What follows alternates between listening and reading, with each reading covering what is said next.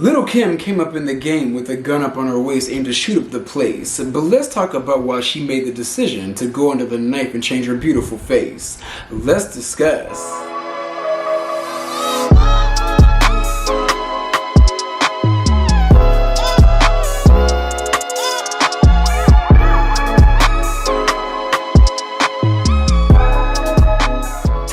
Testing, 1, 2, 3. This is the young prince by the name of Beasley. What's up, y'all? It's your boy Beasley here. I hope you all are staying cool, calm, and collected out there. Y'all, it's been a minute, so much to a point where I had to redo my own intro. I legit forgot my own intro. But I hope you guys are all doing well out there. Today, I want to come at you guys with a video about Miss Kimberly Denise Jones, aka Lil Kim the Queen Bee, aka Kimmy Blanco, aka Kimmy Mafia, aka Connie Chung. But we're here to discuss Lil Kim mainly because of the main phrase of today. The phrase of today is body dysmorphia. Body dysmorphia is defined as a mental health condition characterized by an obsessive focus on perceived flaws or defects in one's appearance or outer appearance or how they perceive themselves to look. These flaws may be minor but therefore magnified by the person, or in Lil Kim's case in her early career, non-existent. But I feel like in my heart of heart it's time to really dissect why Lil Kim went through body dysmorphia, and also I'm going to talk about my issues with body dysmorphia. So let's go ahead and get into it, shall we? So if you guys don't know, about a month ago Lil Kim was put on the cover of Ebony magazine in celebration of 50 years of hip-hop. Because if you little kids out there don't know, Lil Kim was the biggest female rapper back in the day. She was, dare I say, the Nicki Minaj of the 90s and the 2000s. Lil Kim was the blueprint that really brought out that vulgar ass rap. You know, that roughness, that toughness, that over-sexualization. Like, the girl was just ruthless. I mean, dare I say, she was also the sexy red of her time. In this photo is a side-by-side of, you know, the photo that Lil Kim's team and Lil Kim herself approved of to be the cover of Ebony magazine, and on the other side is the actual cover that Ebony magazine approved. Now, at first glance, I didn't really see much of a difference. Like, it looked the same. It looked exactly the same. The major difference was she just looked more yellow. Like, it was way more contrast in the actual, like, retouched photos. And actually, I don't really dislike the photo that she approved of. But however, girl, at the end of the day, it looks the fucking same. Lil Kim, girl, we just gotta keep it real. Now, I know Lil Kim's face has always been a topic of discussion, but at this point, she's continuing to live in her delusions, and she represents the sheer height of the level of body dysmorphia, like how big this disease can like affect your mental state. Now, one thing about me, I'm gonna build you up, then I'm gonna break you down, then I'm gonna try to build you up again. If I'm successful, it is what it is. But growing up, you guys, a little history with me and Lil Kim. Lil Kim was the first person that introduced me into the rap genre. Lil Kim, before I came to the terms that I was a gay boy, was my first female crush in life. I thought Lil Kim was the finest thing since sliced bread. I thought Lil Kim was the baddest bitch in the land. Lil Kim to me was just absolutely gorgeous. Just absolutely just chocolate. She just changed her hair all the time. She was a fashion icon. I thought Lil Kim was just everything. The first song I heard from Lil Kim was No Matter What They Say, and I was just enthralled. Especially because it wasn't like a traditional rap song. Like, it was kind of had like a little bit of a pop flair to it. Like, I thought she was just so versatile with her cadence, her flow, her rhymes. And then I saw the music video literally probably like months after that, like on BET and Baby. I thought she was just gorgeous, just flawlessly gorgeous. And I also liked her because she repped Barbie. Before Nicki Minaj, she was the first like female rapper to represent Barbie. Now, I gotta keep it real. Over the years, Lil Kim did have a nip tuck here and there. You know, she kind of like changed her face up just a little bit, but it was like minor changes, very minor changes. And I will say the best she ever looked was when she hit the stage, not even like performed, but when she went to go accept an award on the BET award stage for Kobe Bryant. Like, she was wearing like this green, like J-Lo inspired Versace short set. You know that one dress that J-Lo made popular from Versace? Lil Kim wore the short set, and she just looked flawlessly gorgeous. Like, this was the best, in my opinion, the peak of her looks. What's up, good looker? Hey, baby. And the winner is...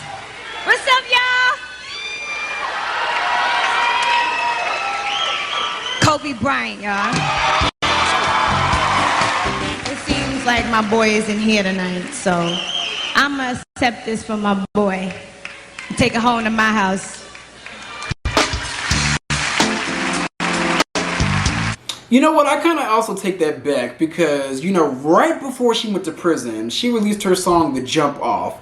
And that was like where she should have stopped. Like, that is where her surgeries really should have stopped.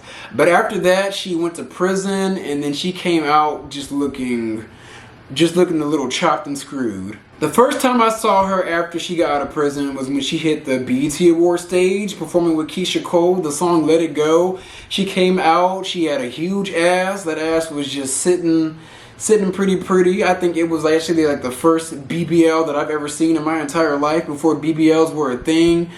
She didn't look bad, but she looked drastically different, and it was also even amplified when she was on Dancing with the Stars, you guys. Like, I was just like, Harpo, who is this woman? And then after that appearance, y'all, it just felt like it was just a downward spiral from there. Like, she just kept getting surgery, kept getting that nose and that chin contoured, kept bleaching her skin, and I'm just like, damn, like, what, girl, stop. Y'all, she just kept on going and going and going and going to a point where, bam, Connie Chung.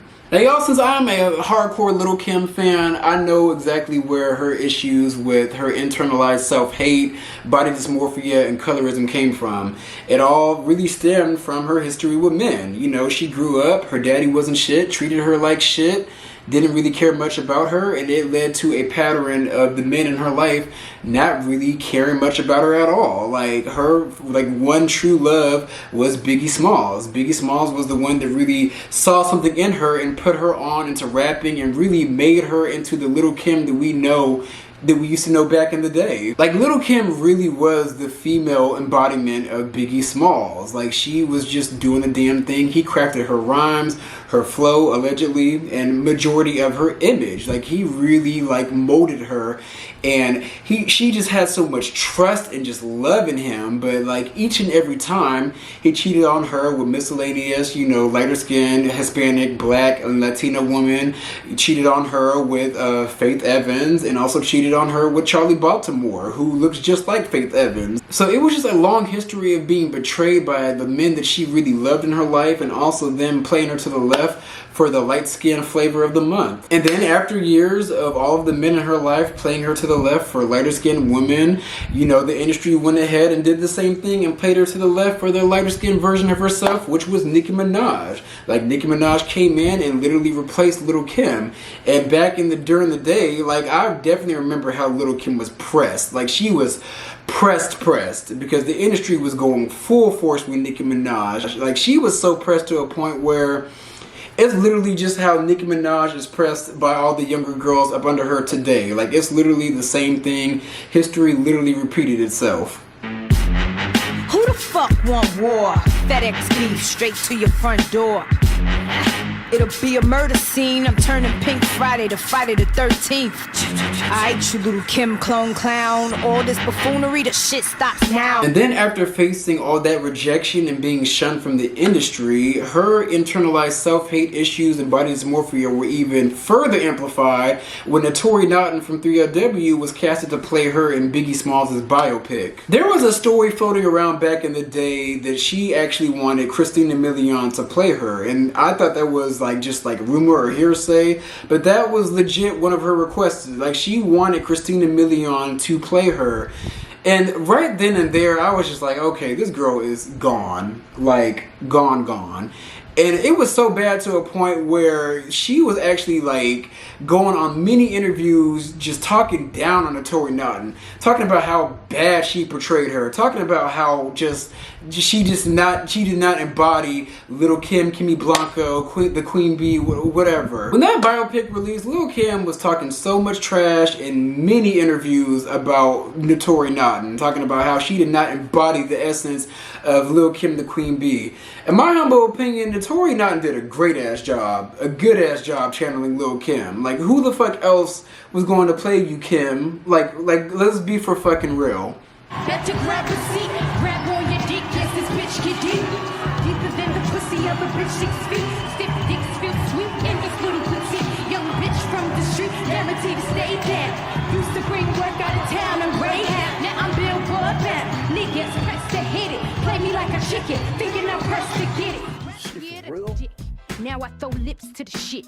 Handle it like a real bitch. Had the hunter, Janet Jack me, take it in the bud. Yeah, what? I got land. That's not the way I said do it. Maybe I don't feel like doing it your wet ass wet. Look, bitch, stop being so fucking difficult. Who you calling a bitch, nigga? You wasn't talking that shit when you was eating my pussy the other night.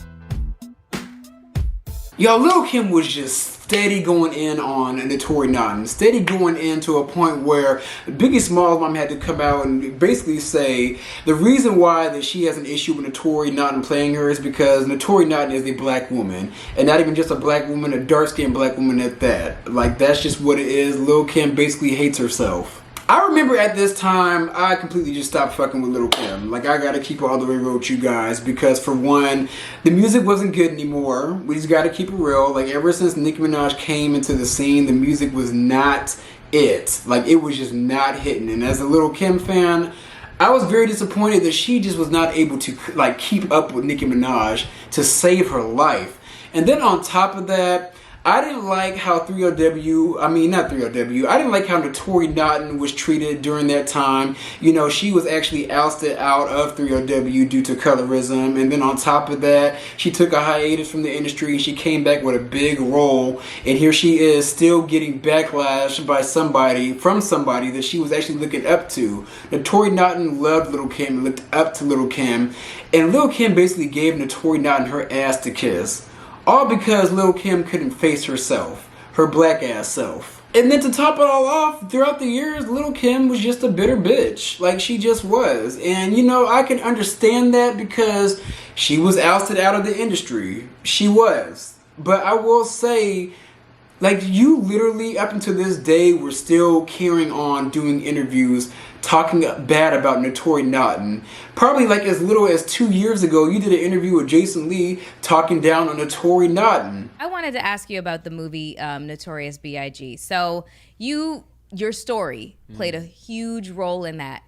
Did you have a lot of interaction with the executive producers and just the script writing, et cetera, et cetera? Did they involve you in that process? Or did you watch it like, okay, wow, I didn't know that happened, and I didn't know that happened, I didn't know that happened. Like, how involved were you in that? Well, People always want to know that. I'm going to touch on this briefly because I think everybody already knows my answer to this, but I hated everything about that movie.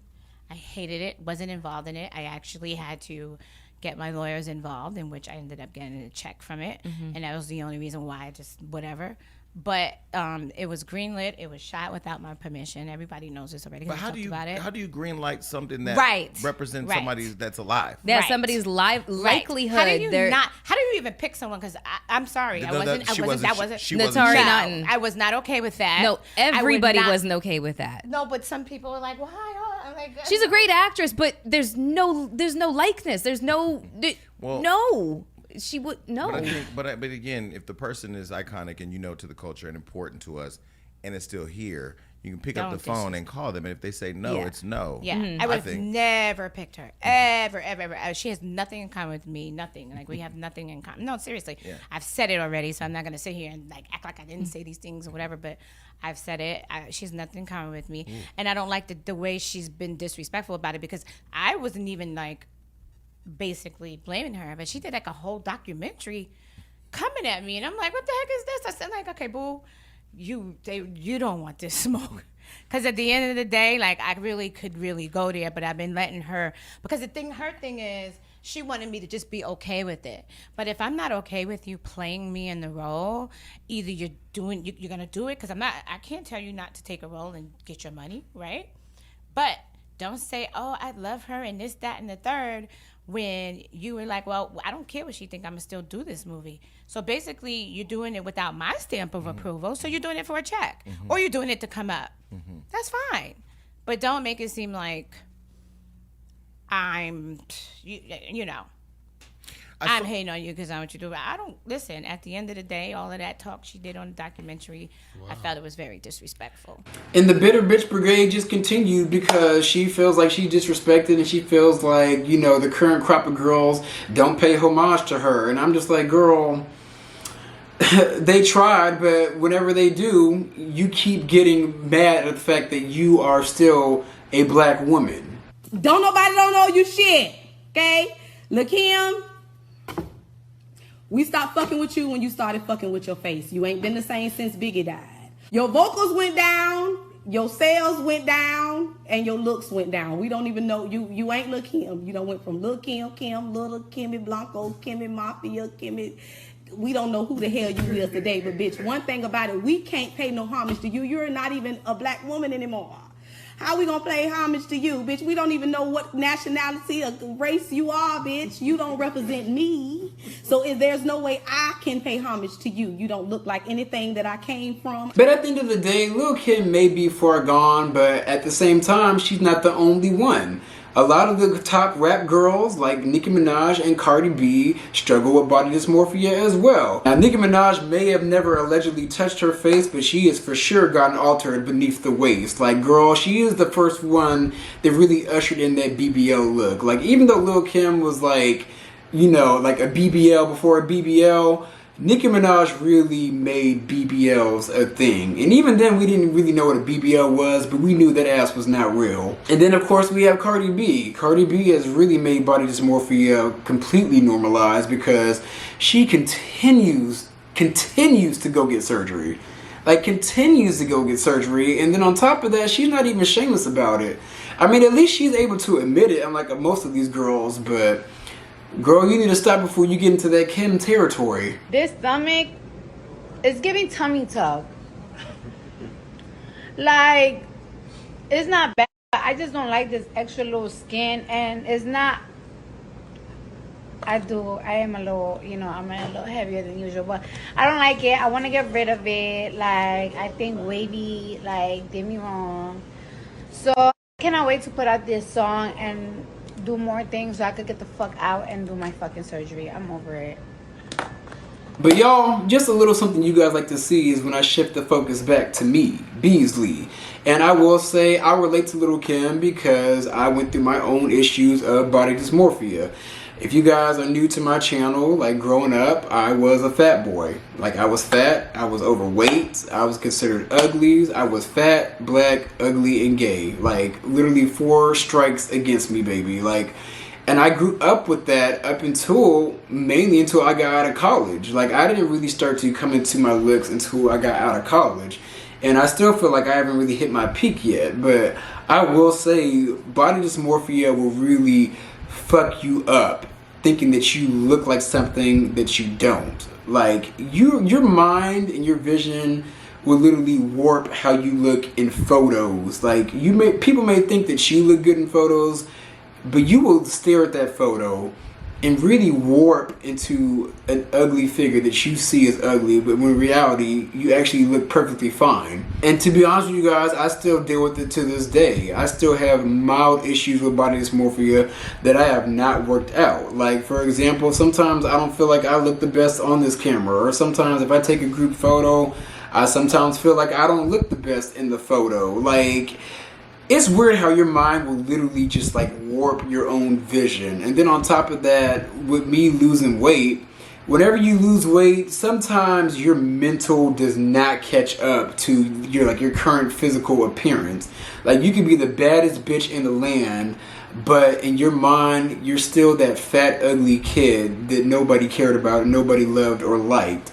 So I understand Lil Kim's plight, and I understand what having body dysmorphia feels like, especially because I still have mild symptoms of it that I need to work out with a therapist coming soon. But if you guys are struggling with body dysmorphia, you really got to sit with yourself and ask, like, is how you feel about yourself really real? Is it really valid? And then you need to figure out every insecurity you have and figure out how you can change it. And then on top of that, sometimes it really takes outside help, like outside analyzation. Like, you really do need to go to a therapist and really just like talk it all out. Talk it all out to a point where you can wear your insecurities as armor. Now, I don't know if I made any full sense because, you guys, I'm still in the process of figuring out my own issues and really getting myself together and getting myself up to speed into my current state, my current physical appearance. You know, it takes time. It takes a lot of time. Like, just like you work out in the gym, you got to work up that mind. You got to get that mind strong, baby. But overall, y'all, I'm not going to hold you guys too long. I think this video got a little long. But let me know how you guys feel about Lil Kim and her issues with body dysmorphia. And let me know if you guys are either struggling with body dysmorphia or if you've struggled with body dysmorphia in the past and how, and like what you did to overcome those issues with yourself. But those are my views. Be sure to like, comment, and subscribe. I'm going to come back at you guys with some more content.